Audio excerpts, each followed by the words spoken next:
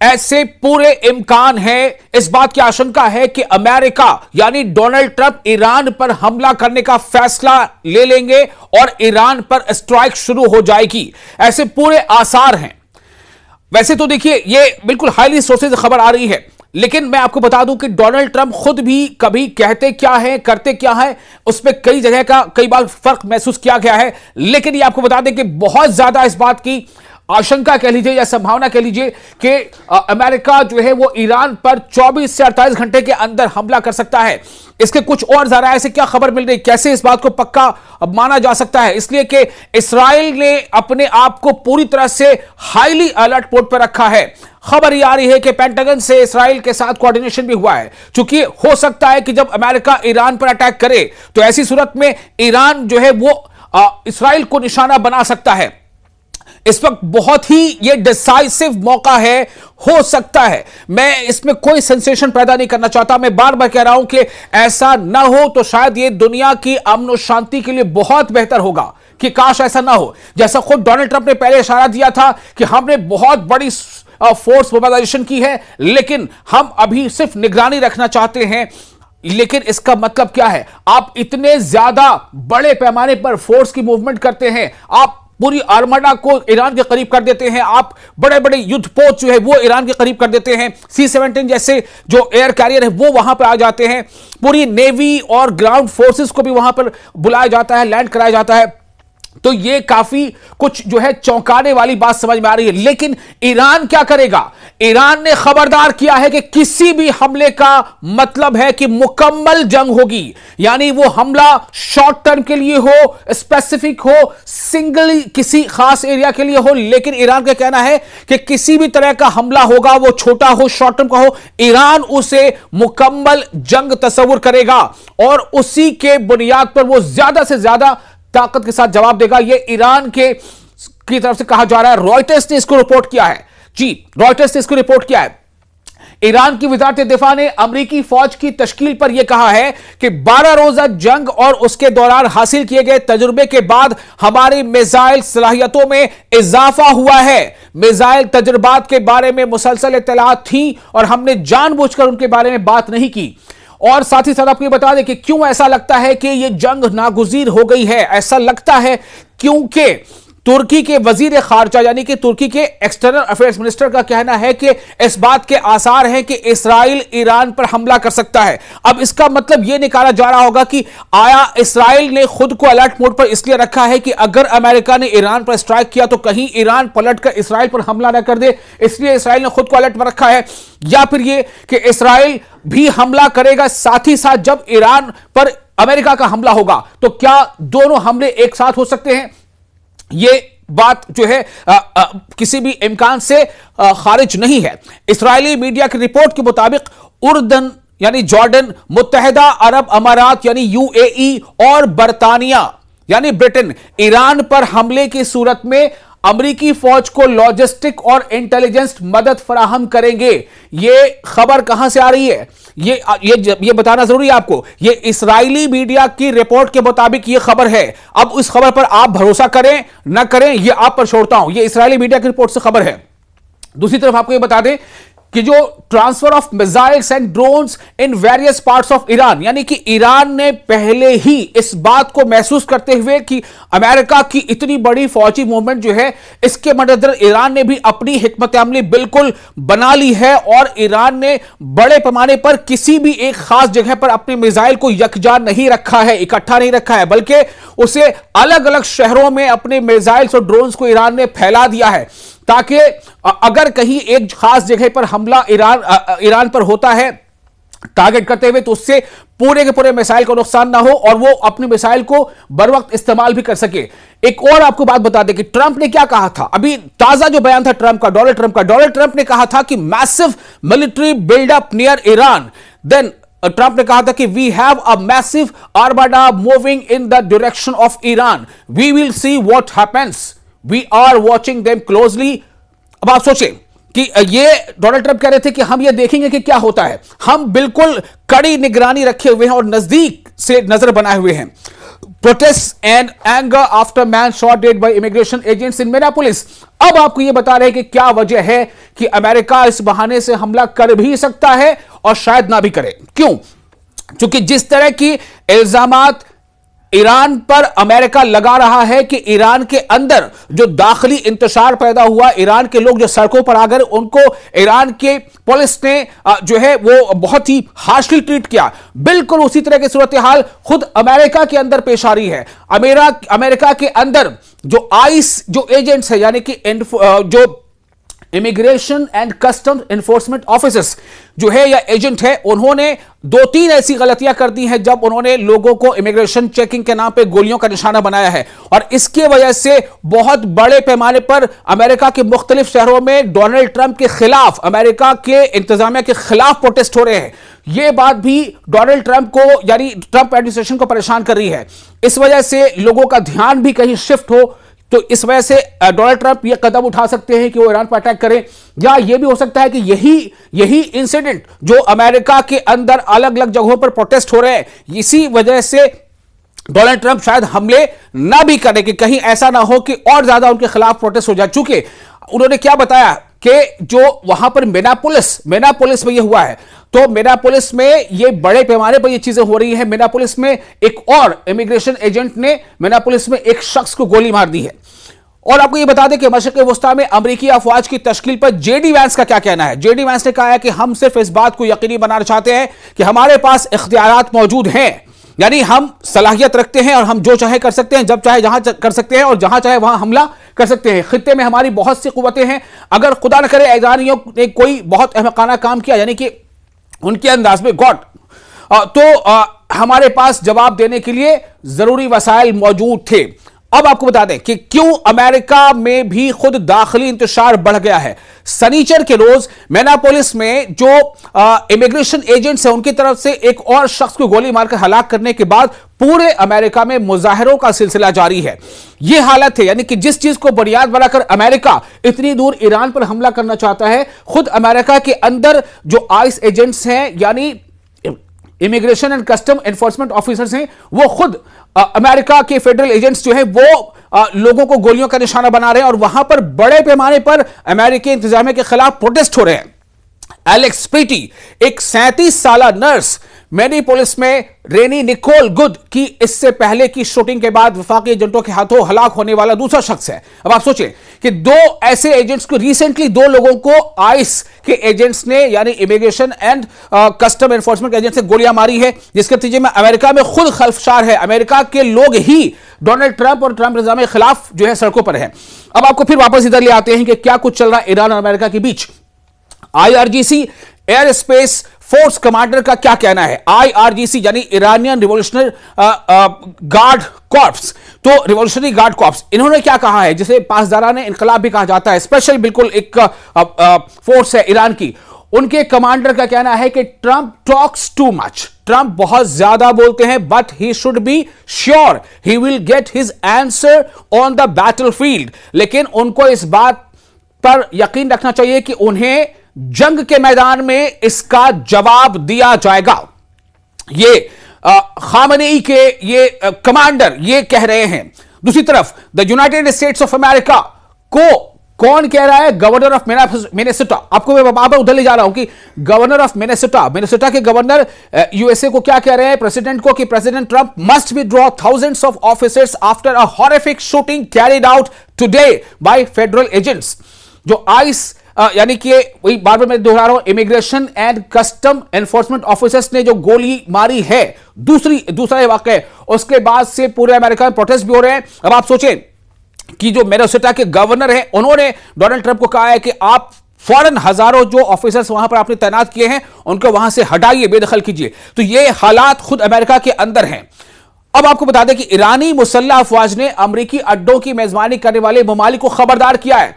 जितने भी ईरानी मुसल्लह अफवाज, उनका कहना है कि जितने भी मिड ईस्ट में या आसपास के जो देश हैं जहां पर अमेरिका के फौजी अड्डे होंगे, वो खबरदार रहें, क्या खबरदार किया? उनका कहना है कि ये अड्डे जायज अहदाफ होंगे, यानी कि अगर अमेरिका ने हम पर यानी ईरान पर हमला किया तो ईरान इन अमेरिकी अड्डों को निशाना बनाएगा, फिर चाहे वो अड्डा यूएई के अंदर हो, चाहे वो अड्डा जॉर्डन के अंदर हो, चाहे वो अड्डा कहीं और हो पड़ोस के किसी भी मुल्क में। तो ईरान के खिलाफ किसी भी अमेरिकी जारहियत की सूरत में खित्ते में मौजूद तमाम अमेरिकी अड्डों पर फौजी हमले किए जाएंगे।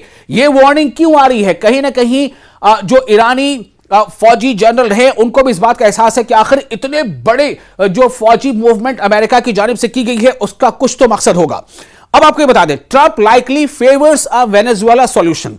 ट्रंप क्या कर सकते हैं? डोनाल्ड ट्रंप के बारे में ऐसा माना जा रहा है, जो मुबस्सरीन हैं, जो पूरी इन चीजों पर नजर रखते हैं, उनका कहना है कि ऐसा माना जा रहा है कि डोनाल्ड ट्रंप जो है, जिस तरह से वेनेजुएला का उन्होंने एक हल निकाला, यानी जबरदस्ती वाला हल, शायद उसी तरह का कोई हल वो चाहते हैं कि ईरान में करे, namely a show of military might and threats, यानी कि अपनी फौजी ताकत का एहसास कराना और एक तरह से धमकी देना और अपना असर रसूख कायम करना और धमकाना, followed by a quick de-escalation, और उसके नतीजे में क्या होगा कि फौरन फिर जो है वहां से डीएस्केलेट करना चीजों को, जैसे वेनेजुएला में हुआ। काफी हाइप हुआ कि अचानक एक ऑपरेशन किया गया और वेनेजुएला के सदर को और उनकी जो फर्स्ट लेडी उनको वहां से उठाकर ले आया गया, अमेरिका हिरासत पे ले आया गया। तो जैसा कि उन्होंने अडॉप्ट किया था जून 25 में, तो बॉम्बिंग कैंपेन की थी, जैसे अचानक ईरान पर हमला कर दिया था अमेरिका ने और कहा था कि B-2 बॉम्बर से हमने पूरे जो न्यूक्लियर के जितने भी इंस्टॉलेशंस थे जहां पर न्यूक्लियर का अफजूदगी हो रही थी, उसे हमने जो है बर्बाद कर दिया, तबाह कर दिया, ये कहना था। तो ये भी एक क्विक रिस्पांस था। तो क्या इसी तरह का कोई, यानी कि बहुत तेज हमला और बहुत थोड़े वक्फे के लिए हमला अमेरिका कर सकता है, ऐसा मानना है कई मुबस्सरीन का। साथ ही ये भी बताया जा रहा है कि डोमेस्टिक फैक्टर जो है अमेरिका में, जैसे मैंने पहले आपको बताया कि अमेरिका में कई अलग अलग मुद्दों को लेकर के खुद ट्रंप इंतजामिया के खिलाफ प्रोटेस्ट हो रहे हैं। उनमें से एक बड़ा मुद्दा यही है कि जो फेडरल एजेंट्स है, यानी कि इमिग्रेशन एंड कस्टम जो एनफोर्समेंट ऑफिसर्स है, उन्होंने जो गोलियां मारी हैं इमिग्रेशन के नाम पे और इलीगल माइग्रेंट के नाम पे लोगों को, उसको लेकर के काफी उबाल है। तो मुबस्सिर का यह कहना है कि Trump decision not to strike include a probable increase in the price of oil which would hurt Trump's own voters in the run up to this year's crucial mid term elections. Deep divisions on this issue opinion by ये एक काफी बड़े माहिर मुबस्सिर हैं, उनका नाम है Elon Gabon. उन्होंने ये बात कही है कि अगर मिड ईस्ट में इस तरह कोई हमला होता है तो पूरे मिड ईस्ट में उथल पुथल मच जाएगी और नतीजा क्या होगा कि ऑयल यानी जो कच्चा तेल है उसकी कीमत अचानक बहुत बढ़ जाएगी, जिससे खुद अमेरिका के अंदर भी थोड़ी अफरा तफरी का माहौल हो सकता है। तो ये हालात है। एक और आपको अपडेट दे दूं, ताजा वाकये में एक खबर ये आ रही है कि इसराइल क्या कर रहा है इन दिनों। इसराइल अपनी हरकत से बाज नहीं आ रहा है। ताजा वाकये में कुछ घंटों कबल की खबर है कि इस्राएली ड्रोन ने जुनूबी लेबनान के जिला तायर के इलाके बारिश में एक गाड़ी को निशाना बनाया। मकामी ज़राए के मुताबिक जुनूबी लेबनान के जिला तायर के बारिश पर आज के इस्राएली ड्रोन हमले का निशाना एक उस्ताद मोहम्मद अल हुसैनी था। उसके सामान में से एक रियाजी का क्विज मिला, सोचें मैथ्स का। इसराइल ने जुनूबी लेबनान में 2 अफराद को हलाक कर दिया है और मशरकी लेबनान के बीका में नबी चित पर भी हमला किया है, जो जगह का नाम है। एक और अहम खबर आपको दे दें कि इलीगल ज्यूइश सेटलर्स जो हैं, जो जिसको यहूदियों ने जबरदस्ती वहां पर इसराइल ने बसाया है फलस्तीनियों की जमीन पर, तो वो इलीगल ज्यूइश सेटलर्स हैं, वो टारगेट कर रहे हैं पैलेस्टीनियन को और उन्होंने बच्चों को टारगेट किया है। वेस्ट बैंक के हेब्रॉन में इतवार को ये जो वाकया हुआ है, settlers ran over the child Abul Karim Musa al Adra और फिजिकली असॉल्टेड एंड चाइल्ड सलाह इस्माइल अल अदरा इन मसफर यत्ता जगह का नाम है। वहां पर जो यहूदी आबादकार उन्होंने फिलिस्तीनी बच्चों की बात आ रही, बच्चों को काफी जो है टॉर्चर किया है। ये हेब्रॉन के साउथ में है, in the occupied West Bank. ये वेस्ट बैंक में सब कुछ हुआ है। ये रिपोर्ट किसकी? द क्रेडल की रिपोर्ट है, आपको हम दे रहे हैं। एक और अहम खबर, Iran supreme national security council has approved the resumption of internet services in the near future. ये द ग्लोब ऑब्जर्वर इस खबर को शाया कर रहा है कि वहां पर इंटरनेट की बहाली जल्द ही होने वाली है। President Trump wants the US will impose a 100% tariff on all Canadian goods if Canada makes a deal with China Globe। देखिए ये पूरे मामले का मामला कहीं ना कहीं ये चाइना रशिया से जुड़ा है। रशिया जिस तरह से अडामेंटली यूक्रेन पर लगातार हमले करता चला जा रहा है, चाइना की जो बहुत गुपचुप पॉलिसी चली आती है चाइना के बारे में, चाइना ज्यादा शोर नहीं मचाता लेकिन वो चुपचाप बहुत सारे काम ऐसे करता जाता है। तो चाइना को भी कहीं ना कहीं निशाने पर लेना है। और जिस तरह से कनाडा के पीएम ने डोनाल्ड ट्रंप के खिलाफ बातें की हैं उसके बाद प्रेसिडेंट ट्रंप ने वार्निंग दी है कि अगर कनाडा ने चाइना के साथ ट्रेड डील किया तो अमेरिका 100% टैरिफ कनाडा पर लगा देगा। यह एक तरह से धमकी दी गई है कनाडा को ताकि वो चीन से डील ना करे। Russia strikes Ukraine as talks with US to end war continue. इसी बीच खबर भी आ रही है कि रशिया ने यूक्रेन पे फिर से ताजा हमले कर दिए हैं। एक तरफ यूएस के साथ रशिया की बातचीत चल रही है और यूक्रेन पर हमला भी हो रहे हैं। तो बहुत सारी चीजें एक दूसरे से मिली हुई हैं। इसराइल को लेकर एक बड़ी खबर क्या है, ये ब्रेकिंग न्यूज आपको दे रहे हैं। बेल्जियम का नाम आपने सुना होगा। Belgium bans aircraft carrying weapons और military gear to Israel from its airspace और स्टॉप्स। कहीं पर भी बेल्जियम के एयर स्पेस से होकर कोई भी ऐसा जो है वो एरोप्लेन या कैरियर नहीं गुजरेगा जिसमें इसराइल को पहुंचाने वाली उसमें हथियार या सामान होंगे। तो ना तो वो बेल्जियम के एयर स्पेस से गुजर सकता है, ना किसी एयर स्पेस स्टॉप से गुजर सकता है। ये वो तमाम खबरें आपको हम बता रहे हैं। तो कुल मिलाकर हालात अभी ये बन रहे हैं, जो इशारे आ रहे हैं कि बहुत ही ज्यादा इस बात के इम्कान है कि जिस तरह से इसराइल और अमेरिका की एक्टिविटी देखी जा रही है कि 24 से 48 घंटे के अंदर ईरान पर शायद कोई अटैक हो इसकी तरफ से, अमेरिका की तरफ से। इसी बीच आपको एक बात खबर यह भी दे दें कि जो सबमरीन्स हैं ईरान के, उसके बारे में खबर यह है कि वो सबमरीन को ईरान ने अब मूवमेंट देना शुरू कर दी है। और ये मूवमेंट इसलिए है कि ताकि इस बारे में यह बताया जा सके कि जो फ्लाइट कैरियर्स है यूएस के, उसको जो है नुकसान भी पहुंचाया जा सकता है। और आपको एक और खबर है कि ईरान के आईआरजीसी ने फारस की खाड़ी के पास स्थित अमेरिकी वॉरशिप यूएसएस अब्राहम लिंकन, जिसका नाम है CVN-72, उसका ड्रोन से एक बेहद ही नजदीकी फुटेज लिया है और जो जवाबी कार्रवाई की तैयारी का संकेत है। यानी कि आप सोचिए, जो इतना बड़ा अब्राहम लिंकन जो युद्ध पोत है वॉरशिप, उस पर अमेरिका इतना फख्र भी कर रहा है, चूंकि जाहिर है काफी बड़ा, उससे बहुत सारे करियर्स जो है उसमें वहां से लॉन्च हो सकते हैं। तो उसका बहुत ही क्लोजली एक ड्रोन से फुटेज लिया है और ड्रोन से लिया फुटेज जारी किया है ईरान ने। इसका मतलब है कि ईरान की नजर है वॉरशिप पर। तो ये कहीं ना कहीं एक तरह से वो इस बात का इशारा है कि अगर आप जो है कुछ ऐसा करने जा रहे हैं तो हमारी भी तैयारी है। Iran threatens to destroy the US carrier USS Abraham Lincoln with hypersonic missiles. इस तरह की धमकी दी गई है।